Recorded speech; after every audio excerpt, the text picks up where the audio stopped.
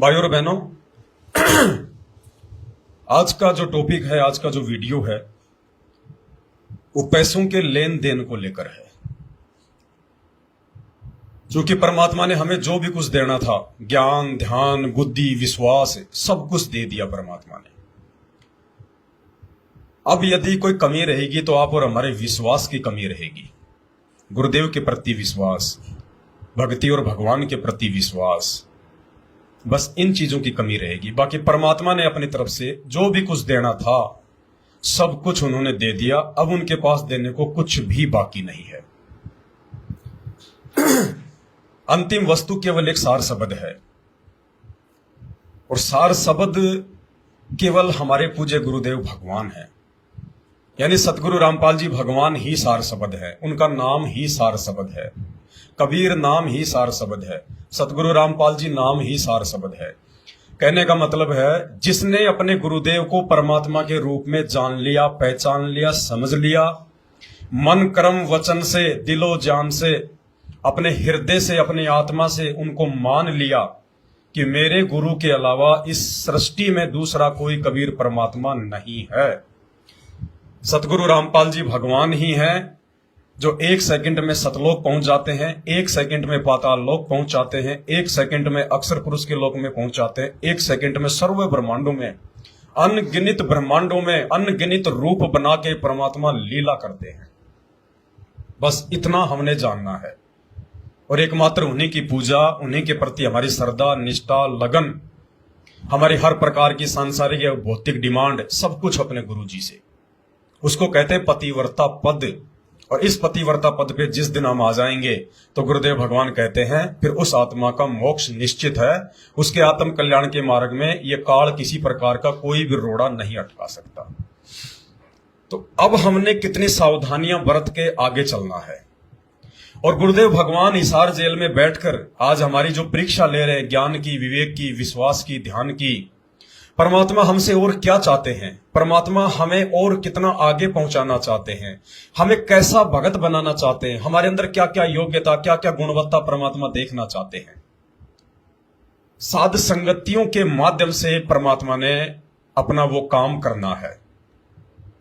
वो संदेश भगत आत्माओं तक परमात्मा ने साध संगतियों के माध्यम से ही पहुंचाने हैं, दूसरा कोई तरीका नहीं है। तो भाई और बहनों, आज हम शुरुआत करेंगे एक छोटी सी कहानी से, जो कि यथार्थ है, सत्य है, और हमने शिक्षा लेनी है, बहुत गहन विचार करना है कि अब ये काल हम भाई बहनों से किसी भी प्रकार की जरा से भी त्रुटि ना करवा दे। यानी हम गुरुदेव के आशीर्वाद से, उनके ज्ञान से, एक दूसरे भाई बहनों की साध संगति से हम इतने दृढ़ और विश्वासी हो जाएं कि काल हमें किसी भी रूप में, किसी भी प्रकार से, चाहे आपस में भक्तों में कुप्रेरणा करनी हो, चाहे जगत के माध्यम से, चाहे रिश्तेदारों के माध्यम से, चाहे आपस में पति पत्नी के माध्यम से, किसी भी प्रकार से काल अब हमें ना ठग सके, हमें वो मूर्ख ना बना सके, हमारे विश्वास को ना तोड़ सके, हमसे वो ऐसा कोई भी कुकर्म ना करवा सके जिस कुकर्म के चलते हमारे गुरुदेव हमसे नाराज हो जाएं। कि देखो, मैंने सन 1994 से गांव गांव जाकर लोगों से गुंडा और गुंडा कहलवा कर 2-2 बार की जेल सहन करके, इतना संघर्ष करके इन आत्माओं को मैं यहां तक लेके आया, इतना ज्ञान दिया, और आज भी ये काल की गोद में बैठे हैं। आज भी ये मुझे नाराज करने वाले ही कर्म कर रहे हैं। ये मौका अब हमने बिल्कुल भी नहीं देना है। तो शुरू करते हैं आज के वीडियो को। अंत तक देखिएगा, और अंत में हम सभी भाई बहन मिलकर आज एक संकल्प करेंगे, जो संकल्प बहुत जरूरी है। और जिन जिन आत्माओं ने यह संकल्प आज कर लिया, बिल्कुल आत्मा से, देखा देखी नहीं, एक दूसरे की देखा देखी नहीं, भक्ति मार्ग में देखा देखी नहीं चलती है। आपकी आत्मा स्वीकार करे आज का पूरा वीडियो देखकर, तो ही आपने वो संकल्प करना है, अन्यथा नहीं। कुछ दिन पहले आप सभी भाई बहनों को ध्यान हो, बंगाल से अपने सुरजीत भगत जी हैं, उनका एक घंटे का वीडियो मैंने आप सभी भाई बहनों को ग्रुपों में डाला था, जिसमें उन्होंने जिक्र किया था कि उनकी भक्तमती, जो वर्तमान में उनकी बहन के रूप में है, उनके पैर में चोट आ गई थी, और उन्होंने ये निश्चय किया कि हम किसी भी डॉक्टर के पास नहीं जाएंगे, और हम परमात्मा से ही अर्ज करेंगे, परमात्मा से ही हम उम्मीद करते हैं कि परमात्मा ही जो है बहन के पैर को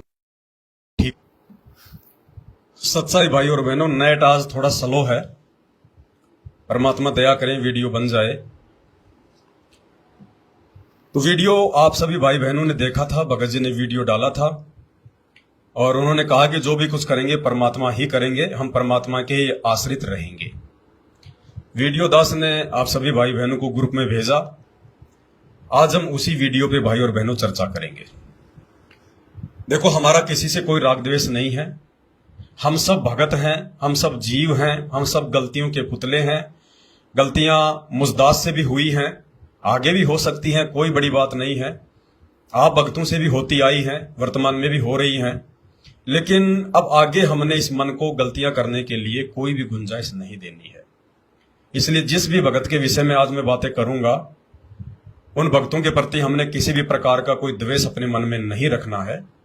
हमने केवल शिक्षा लेनी है, हमने समझना है कि हे परमात्मा, ऐसी गलतियां ये काल मन में कुप्रेरणा करके हमसे ना करवा दे। हमने परमात्मा से अरदास करनी है, अर्ज करनी है, वीडियो से हमने शिक्षा लेनी है। तो वो परमात्मा के ऊपर डिपेंड होकर बैठ गए कि ना हम हॉस्पिटल में जाएंगे, ना कोई इलाज कराएंगे, ना हम कोई गोली दवाई खाएंगे। और सुरजीत भगत जी अपना छोटा मोटा कोई कपड़े की दुकान पे काम किया करते थे, वो काम भी उन्होंने छोड़ दिया क्योंकि घर का काम भक्तमती कर नहीं पाती थी, बच्चा उनका छोटा है, इसलिए वो भी अपने घर पर ही बैठ गए। उसके बाद उन्होंने एक वीडियो डाला, वीडियो दास ने ग्रुपों में डाला और उस वीडियो में उन्होंने काफी कुछ बातें बोली अपने विषय में कि भाई मेरा नौकरी छूट गई है, अब मेरे पास में कोई काम वगैरह नहीं है, कहां से घर का खर्चा चलेगा परमात्मा जाने, मेरे ऊपर इतने रुपए का जो है कर्जा चढ़ा हुआ है। बहुत सारी बातें उन्होंने कही। भक्तमती के बारे में भी उन्होंने कि उनके पैर में प्रॉब्लम आ गई, दिक्कत आ गई, ऐसा ऐसा हो गया, बहुत सारी बातें उन्होंने कही। हम सब भक्तों ने उस वीडियो को जो है वो सुना। उसके बाद में कुछ एक भक्तों ने उनसे संपर्क किया सुरजीत भगत जी से और उनकी कुछ आर्थिक जो है वो मदद भी की। उनकी खुद की बहन है, उनके खुद के जीजाजी हैं, दोनों परमात्मा के उपदेशी हैं। उसकी बहन और उसके जीजाजी आए और वो उनके घर पर आकर कुछ चावल, कुछ राशन और कुछ साग सब्जी वगैरह 10, 15, 20 दिन का जैसा भी था, उन्होंने उनके जो है मदद की। कुछ एक हमारे भगत भाई बहन भी थे, दो चार, जिन्होंने भी उनकी जो है 10-15 हजार रुपए की आर्थिक मदद उनकी की। अब देखो, काल क्या खेल खेलता है। काल ऐसे आत्मा को नीचे गिराता है। काल इस प्रकार से गलतियां करवाने का पूरा प्रयास करेगा। अब काल पूरी तरह से हाथ धो के साथ संगत वालों के पीछे पड़ेगा। सतलोक आश्रम मैनेजमेंट हरियाणा के पीछे नहीं पड़ेगा। उनको तो वर्षों पहले मर्यादाओं से, भक्ति विधान से, गुरुजी के दिल से दूर कर रखा है। गुरुजी का परिवार और मैनेजमेंट तो सन 2014 के पहले से ही गुरुजी की नजरों में नीचे जो है वो गिर चुके थे, मान मर्यादाओं से नीचे गिर चुके थे। तभी तो बरवाला कांड हुआ, वरना हमारे परमात्मा थोड़ा ना ऐसा कोई कुकर्म करेंगे, कोई गलती करेंगे। 5-5 भक्तों का मर्डर हमारे भगवान थोड़ा ना करेंगे। भक्तों को काले कपड़े पहना के, हाथों में लठ पत्थर, बंदूक, पेट्रोल, बम दे के हमारे भगवान थोड़े ना कहेंगे कि तुम इन पुलिस वालों को मारो, मैं तारीख पे नहीं जाऊंगा। परमात्मा संविधान तोड़ेगा तो फिर उस परमात्मा का संविधान कौन मानेगा?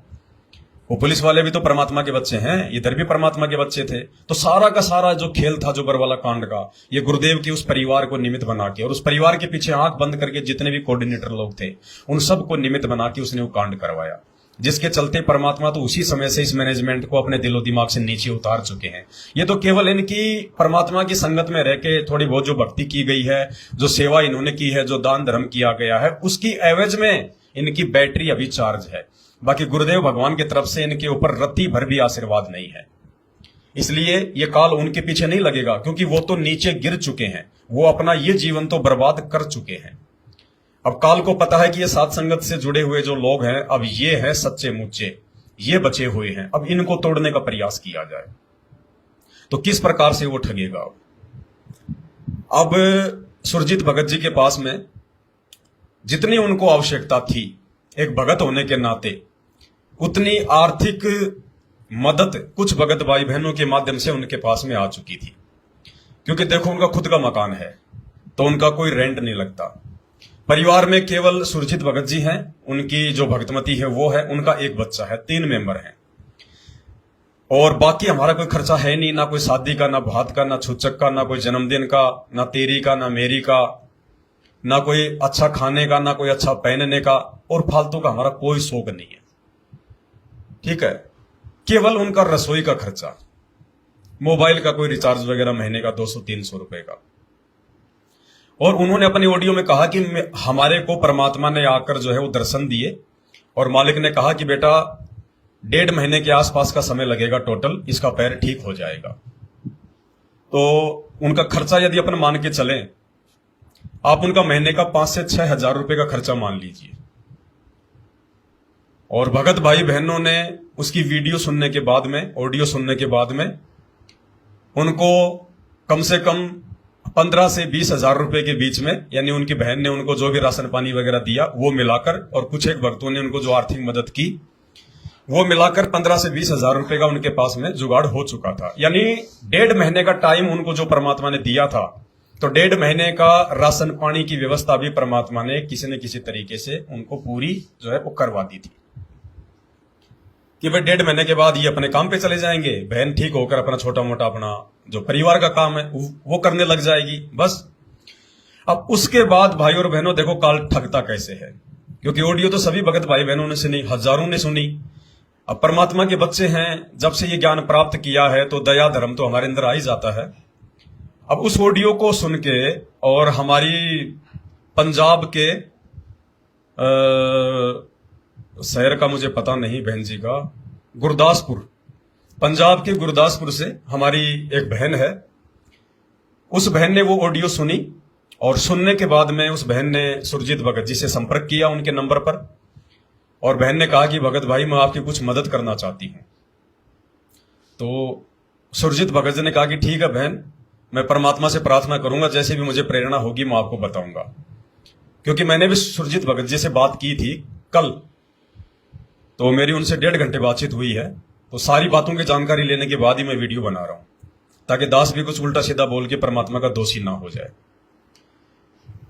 तो सुरजीत भगत जी ने कहा कि बहन मैं परमात्मा से अर्ज करूंगा, जैसे ही परमात्मा प्रेरणा करेंगे मैं आपको बताऊंगा।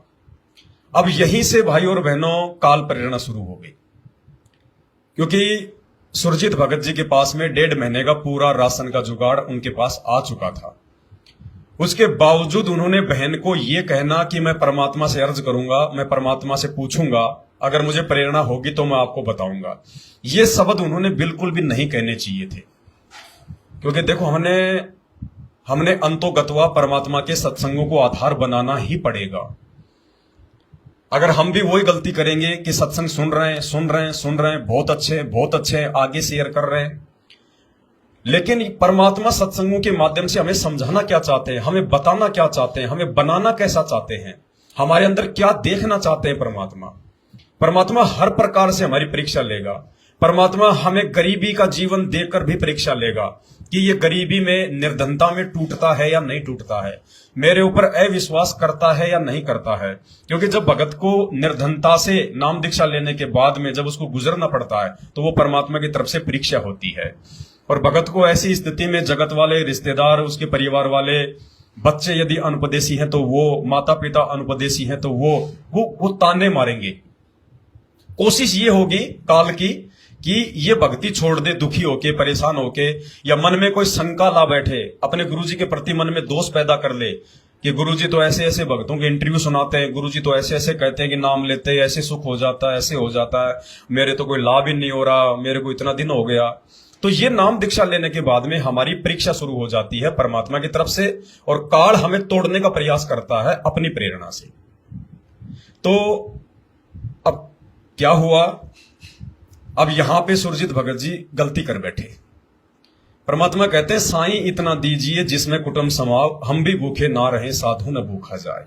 बस भगत को इतना ही मांगना चाहिए, बाकी पैसा घर में आएगा तो बकवाद करेगा, परेशानियां शुरू कर देगा, भगवान में धीरे धीरे विश्वास को कम करना शुरू कर देगा। क्योंकि परमात्मा कहते हैं सुख के माथे पत्थर पड़े जो नाम हृदय से जाए, और बलिहारी उस दुख के ऊपर जो पल पल नाम रटाए।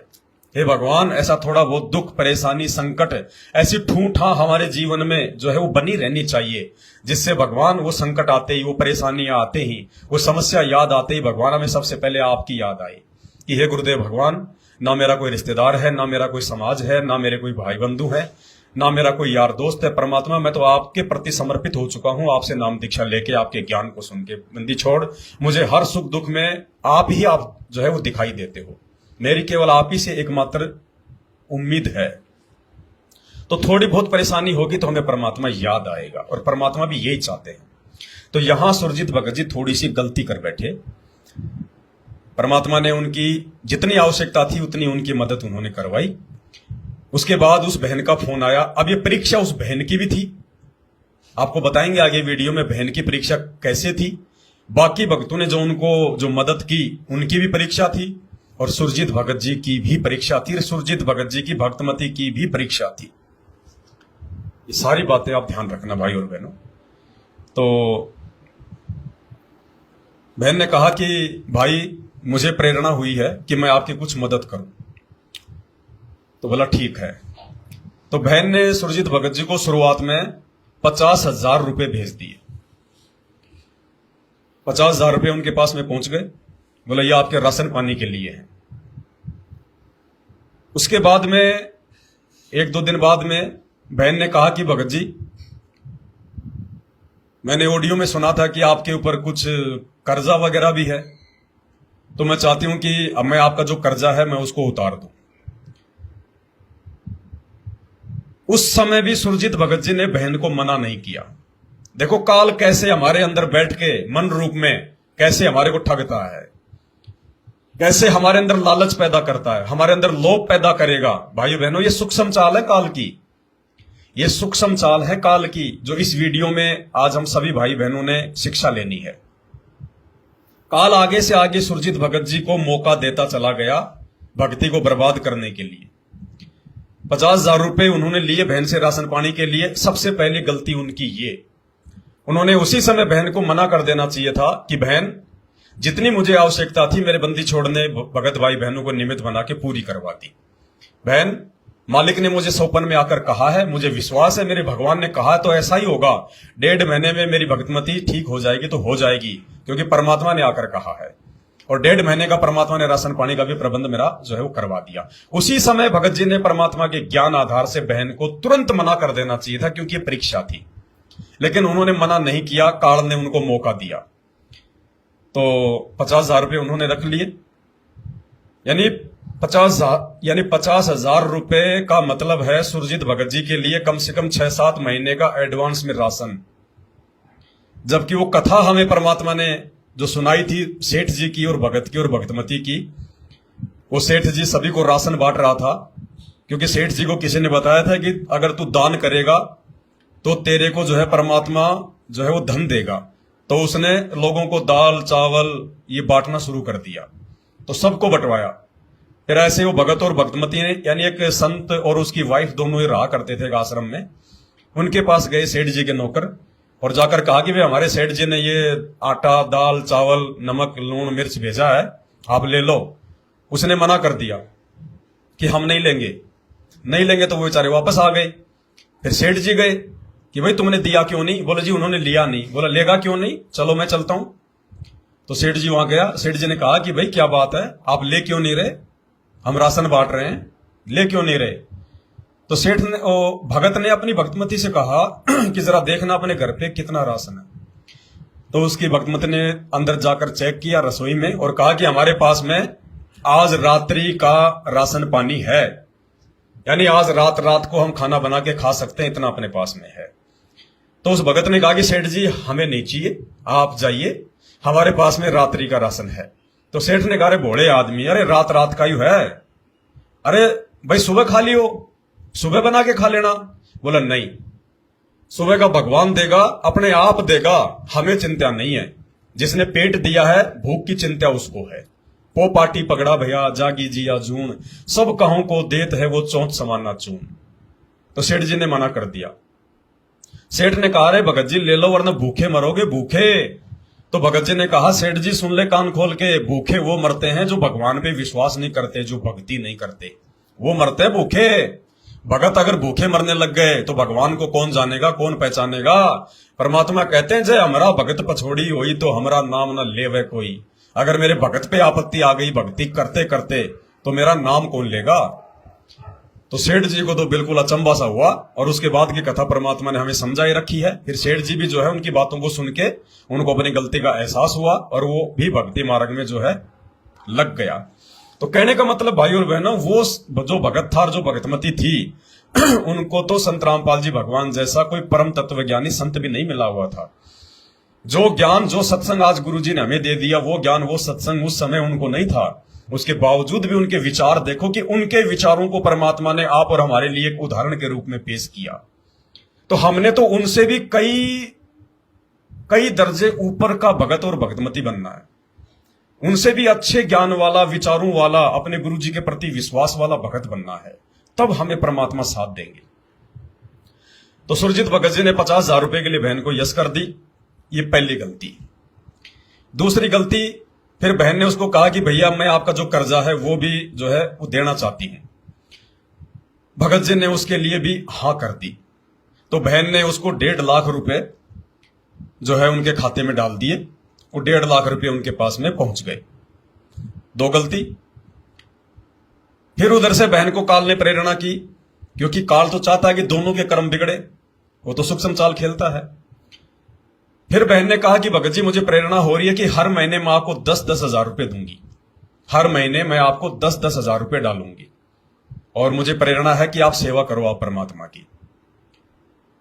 यानी जब सुरजीत भगत जी से मेरी बात हुई तो उन्होंने मुझे यह कहा कि बहन ने मुझे ऐसा कहा कि मुझे परमात्मा ऐसी प्रेरणा कर रहे हैं कि सुरजीत भगत जी अब आपको आगे कोई भी काम करने की जरूरत नहीं है, मैं हर महीने 10-10 हजार रुपए आपके खाते में डालूंगी और आप केवल अपने परमात्मा की सेवा करो।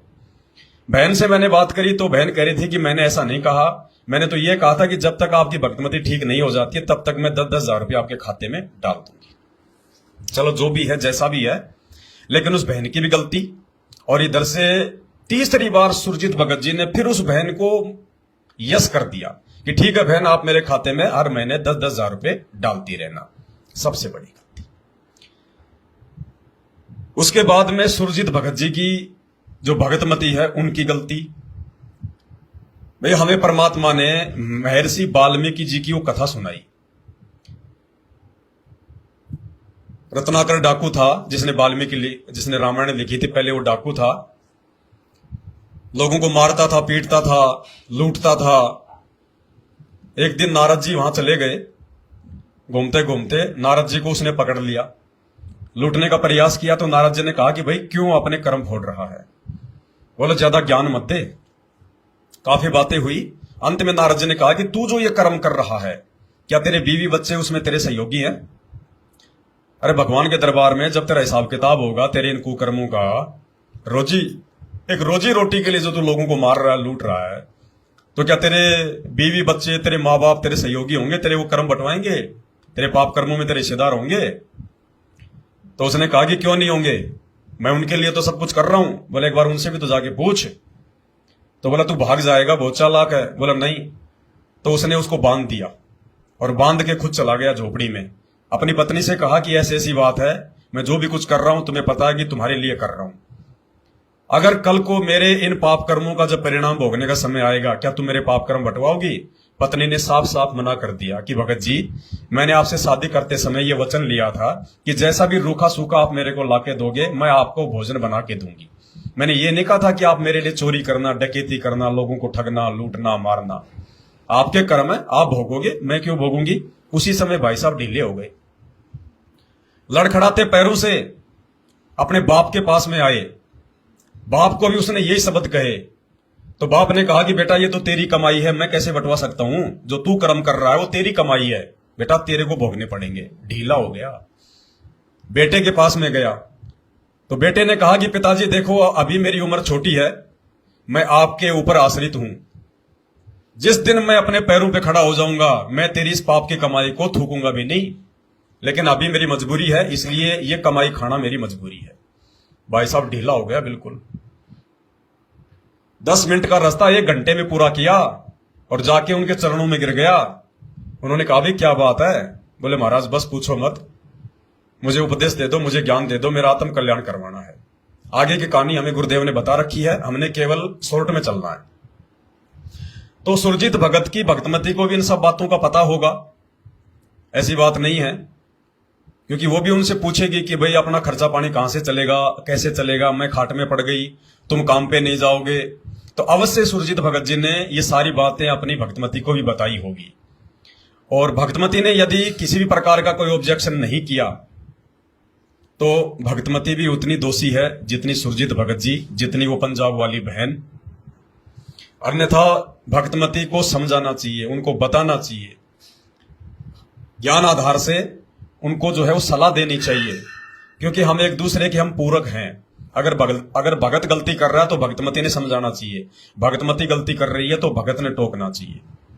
इसलिए तो परमात्मा ने हमें एक फैमिली के अंदर जो है बांध के रखा हुआ है, और फिर हम जो है हम उपदेशी भी हम सारे। तो कुल मिला के ये हिस्ट्री है, ये कहानी आपको पहले बतानी बहुत जरूरी थी, ताकि आगे जब हम ज्ञान आधार से बात करें तो सारी चीजें हमारे जो है वो समझ में आ जाए। अब क्या क्या गलतियां हुई हैं, और ऐसी नौबत यदि आप और हमारी आ जाए तो हमने क्या गलतियां नहीं करनी है, क्या हमने इस पूरी कहानी से, पूरा वीडियो देख के हमने एक जो है वो शिक्षा लेनी है। अब एक तरफ हमारे सुरजीत भगत जी पूरी तरह से आश्रित हो रहे हैं अपने गुरुदेव भगवान के ऊपर। उनको अपनी भक्तमती के पैर का दर्द भी नहीं दिखाई दिया, भले उनकी भक्तमती की भी इसमें सहमति थी कि ठीक है भाई, हम इलाज नहीं करवाएंगे, परमात्मा ही ठीक करेंगे। तो एक तरफ तो वो पूरा परिवार यानी सुरजीत भगत जी अपनी भक्तमती के इलाज के लिए परमात्मा पे आश्रित है कि जो भी कुछ करेंगे मेरे बंदी छोड़ करेंगे, मैं तो उनके आश्रित हूं, मैं बाहर नहीं जाऊंगा, मैं हॉस्पिटल में नहीं जाऊंगा। यानी कहने का मतलब है मैं किसी की मदद नहीं लूंगा, क्योंकि डॉक्टर के पास जाना, इलाज करवाना भी एक मदद है। तो पूरी तरह से वो अपने गुरुजी पर आश्रित, उसके लिए उन्होंने अपनी नौकरी भी छोड़ दी, जो वो काम करते थे कपड़े की दुकान पर। उनका जो परिवार का जो सिस्टम था वो भी डामाडोल सा हो ही जाता भाई, जो काम औरत कर सकती वो जो है पति और बच्चे नहीं कर सकते। तो कहने का मतलब भाइयों ध्यान देना, काल हमें कहां ठगता है, और हमारे दिमाग में भी ये बातें नहीं आने देता कि तू क्या कर रहा है। हमारी जो है करनी और कथनी में कितना जो है वो अंतर कर देता है। तो एक तरफ तो वो फैमिली हर प्रकार से अपने गुरुजी पर आश्रित है, कहने का मतलब है सुरजीत भगत जी इलाज के लिए तो भगवान पे आश्रित है, गुरुजी पर आश्रित है, और रसोई के खर्चे के लिए, अपना पेट भरने के लिए और अपना जो कर्जा है उसको उतारने के लिए भगत के ऊपर आश्रित हो रहा है। उस बहन से वो आर्थिक मदद स्वीकार करना, अपना वो कर्जा उतारना, फिर हर महीने अपनी रसोई का खर्चा जो है वो चलाना, यानी उन चीजों के लिए तो हम अपने गुरु बहन भाइयों के ऊपर आश्रित हो रहे हैं, और इलाज के लिए हम भगवान पे आश्रित हो रहे हैं। नहीं, भगवान ने कहा कि एडी से लेके चोटी तक, सुई से लेके हाथी तक, जन्म से लेके मौत तक हमने अपने गुरुजी पर ही आश्रित होना पड़ेगा। हमें परमात्मा ने द्रौपदी का उदाहरण दिया, और परमात्मा ने कहा कि यह बंदी छोड़ का एक नियम है, एक रूल है। ये सतगुरु रामपाल जी भगवान, ये कबीर परमात्मा उस समय तक भगत की बिल्कुल भी मदद नहीं करेगा। ये भक्तों के लिए बताया परमात्मा ने, जगत के लिए नहीं बताया, क्योंकि जगत को उनके संस्कार मिलते हैं, और उनके संस्कार में जैसा है उनको मिलेगा, चाहे वो नियम में रहें ना रहें, भक्ति करें ना करें, चाहे वो अपने रिश्तेदारों पे आश्रित रहें, चाहे जो भक्ति कर रहे हैं उस देवता पे आश्रित रहें, जगत का जैसा संस्कार है वैसा उनको मिलेगा। तो परमात्मा ने कहा कि भक्तों के लिए है ये उदाहरण, जगत के लिए नहीं है जो उपदेश ले लेते हैं। तो परमात्मा ने कहा कि द्रौपदी अपने पांचों पतियों के ऊपर आश्रित थी। जब पांचों पांडव जुए में हार गए थे और दुर्योधन ने दुशासन को आदेश दिया कि जाके अपनी दासी को पकड़ के ले आ, उसको नंगा करेंगे, क्योंकि जुए में हार गए थे, वो द्रौपदी को भी हार गए थे। तो बांदी ने जाके उसको बताया कि द्रौपदी ऐसे ऐसे तेरे पति तेरे को जुए में हार चुके हैं, दुशासन तुझे नंगा करने के लिए आ रहा है। तो द्रौपदी हंसी, क्योंकि उसको अभिमान था, उसको ये बात स्वीकार्य नहीं हो रही थी कि ऐसा हो ही नहीं सकता, मेरे पांचों पति पांडव एक से एक बलशाली, जबाड़ा तोड़ दें उसका, दुर्योधन का, ऐसी अगर बात भी वो बोल दे तो। और उसके बावजूद फिर नीचे भीष्म पितामह बैठे, गंगा पुत्र, उनके गुरु बैठे द्रोणाचार्य, और उनके वो कुल गुरु बैठे कृपाचार्य, और कर्ण जैसे धनुर्धर बैठे, और उसके बावजूद फिर धृतराष्ट्र बैठा। अरे मुझे कैसे नंगी कर देंगे, मैं तो उनके परिवार की इज्जत हूं, मैं तो उनकी जो है मतलब बहू बेटी हूं। इतने में तो दुशासन आ गया, ना राम रमी करी, ना कुछ किया, पकड़ के चोटा घसीटता हुआ लेके गया सभा में। अब द्रौपदी तो हक्का बक्का रह गई और जाके देखा अपने पांचों पतियों की तरफ। जब दुर्योधन ने कहा कि दुशासन कर दे इसको नंगा, हम तो अंधे हैं, अंधे की औलाद तो अंधी होती है, किसी ने तो कहा था कर दे नंगा। दुशासन लगा साड़ी खींचने। अब द्रौपदी ने सबसे पहले अपने पांचों पतियों की तरफ देखा, एक एक से बातचीत की, उनको ललकारा, उनको जगाया, लेकिन नियम के अनुसार वो जुए में हार चुके थे, वो दुर्योधन के दास बन चुके थे, उनकी हिम्मत नहीं हुई ऊपर गर्दन उठाने की। द्रौपदी ढीली हो गई कि ये क्या हो गया। लेकिन परमात्मा ने उस समय तक उसकी कोई मदद नहीं करी। क्यों? क्योंकि उसकी उम्मीद अभी भी अपने जो है रिश्तेदारों पर थी, अपने पतियों पर थी उसकी। अपने जो है पतियों से उसकी उम्मीद पूरी हट गई। उसके बावजूद भी परमात्मा ने उसकी मदद नहीं की। क्यों? क्योंकि अभी भी उसके मन में यह था कि भीष्म पितामह बैठे गंगा पुत्र, ये ऐसा जो है कैसा होने देंगे। यानी भीष्म पितामह के ऊपर उसकी उम्मीद। तो भीष्म पितामह की तरफ देखा, उसने भी नीची गर्दन कर ली। फिर उसने द्रोणाचार्य की तरफ देखा, उसने भी नीची गर्दन कर ली। फिर उसने जो है कर्ण की तरफ देखा, उसने भी नीची गर्दन कर ली। क्यों? कारण बताया सतगुरु रामपाल जी भगवान ने कि वो तीनों के तीनों नालायक व्यक्ति दुर्योधन का मलिन अनाज खाकर अपनी बुद्धि को जो है वो मलिन कर चुके थे। उनके अंदर मैल आ चुका था, उनके अंदर जो है वो गंदगी आ चुकी थी। और परमात्मा ने बताया वो द्रौपदी को भरी सभा में नंगा देखना चाहते थे, इसलिए बैठे हुए थे, नहीं तो उठ के निकल जाते। द्रौपदी ने देखा बात बिगड़ गई, धृतराष्ट्र से प्रार्थना की, उसने भी अपनी असमर्थता जाहिर कर दी। उसके बाद में द्रौपदी ने जो श्री कृष्ण जी को जो अपना गुरु बना रखा था, क्योंकि मुसीबत के समय गुरु के माध्यम से ही परमात्मा जो है मदद करता है। वैसे आप कितना ही परमात्मा परमात्मा चिल्ला लो, कितना कुछ कर लो, क्योंकि परमात्मा कहते हैं गुरु बड़े हैं गोविंद से, मन में देख विचार, हरि सुमरे सो वार हैं, गुरु भजे होय पार। और सात दीप नौ खंड में सतगुरु करे सो होय, करता करे ना कर सके, सतगुरु करे सो होय। तो मुसीबत के समय अपने गुरु से जो है वो अरदास की जाती है। तो जो श्री कृष्ण जी थे पांचों पांडवों के वो गुरु थे। द्रौपदी ने अरदास करी। अब श्री कृष्ण जी तो चौपड़ पासा खेल रहा था रुक्मिणी के साथ अपने महल में, उसको क्या पता बेचारे को कहां क्या हो रहा है। श्री कृष्ण जी के माध्यम से, वो गुरु के माध्यम से, उस कबीर परमात्मा सदगुरु रामपाल जी भगवान ने सूक्ष्म रूप बनाकर भरी सभा में अपना आशीर्वाद दिया और द्रौपदी का चीर बढ़ा। कहने का मतलब है, इस कथा का सारांश ये है कि जब तक हम अपने किसी भी रिश्तेदार से, अपने गुरु भाई बहनों से, अपने किसी भी यार दोस्तों से, समाज वालों से, जब तक हम उनसे कोई उम्मीद रखेंगे इस भक्ति में आने के बाद, संत रामपाल जी के मार्ग में आने के बाद, तो उस समय तक सतगुरु रामपाल जी कोई मदद भगत की नहीं करेंगे। ठीक है, जैसा उसके संस्कार में है वैसा उसको रोटी पानी मिलती रहेगी, लेकिन उनकी तरफ से उनका आशीर्वाद भक्तों को प्राप्त नहीं होगा। तो जैसे हम पे ये आपत्ति आई सुरजीत भगत जी पे, तो इलाज के लिए तो सुरजीत भगत जी अपने गुरुदेव भगवान के ऊपर आश्रित हो गए, और रसोई के खर्चे के लिए और अपने जो है वो कर्जे के लिए, अन्य जरूरतों के लिए अपने गुरु भाई बहनों के ऊपर आश्रित हो गए। तो ये परमात्मा के सत्संगों के बिल्कुल विपरीत, बिल्कुल खिलाफ। अब आप बताइए, अब दो नाव की सवारी जो भगत जो करेगा, जिसकी करनी और कथनी में अंतर होगा, तो गुरुजी कैसे मदद करेंगे? गुरुजी तो नहीं ठीक करेंगे भाई पैर फिर उसका, गुरुजी तो नहीं देंगे आशीर्वाद। ठीक है, फिर भाई जैसा होना फिर वैसा ही होगा। तो ये हमारी कमजोरी, हमने इस कमजोरी को भाई और बहनों अपने ऊपर हावी नहीं होने देना है। अगर परमात्मा बना लिया, सतगुरु बना लिया और सत्संग सुनने शुरू कर दिए, तो अब हमने मन कर्म वचन से उनके आदेशों पे हमने चलना पड़ेगा। तन मन धन परमात्मा को ही वारना पड़ेगा।